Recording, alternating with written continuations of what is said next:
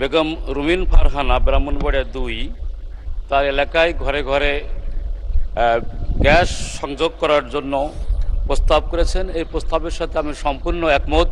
তার এলাকায় ঘরে ঘরে গ্যাস সরবরাহ করা হোক। সাথে সাথে আমার নির্বাচনী এলাকা ঝিনাইদহ হীরাকুণ্ড ঝিনাইদহ ২ এখানেও ঘরে ঘরে গ্যাস সরবরাহ করা হোক। সংসদ সদস্য আক্তার হোসেন রংপুর ৪ সিদ্ধান্ত প্রস্তাবটি উত্থাপন করেছেন যে রংপুর জেলার কাউনিয়া ও পীরগাছা রেল স্টেশনের আধুনিকায়ন সহ উত্তরবঙ্গের সাথে ঢাকার দূরত্ব কমাতে সরাসরি ব্রডগেজ রেলপথ নির্মাণ করা হোক। এই প্রস্তাবের সাথে পূর্ণ সমর্থন জ্ঞাপন করছি।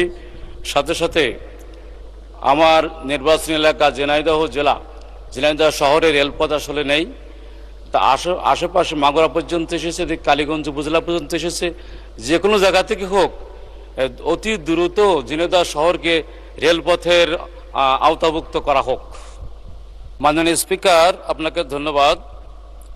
মাননীয় সংসদ সদস্য রেজা আহমদ কুষ্টিয়া ১ সিদ্ধান্ত প্রস্তাব করেছেন যে কুষ্টিয়া জেলা দৌলতপুর উপজেলার মরিচা ইউনিয়নের নদী ভাঙন রোধকল্পে ব্লকের মাধ্যমে বাঁধ নির্মাণ করা হোক।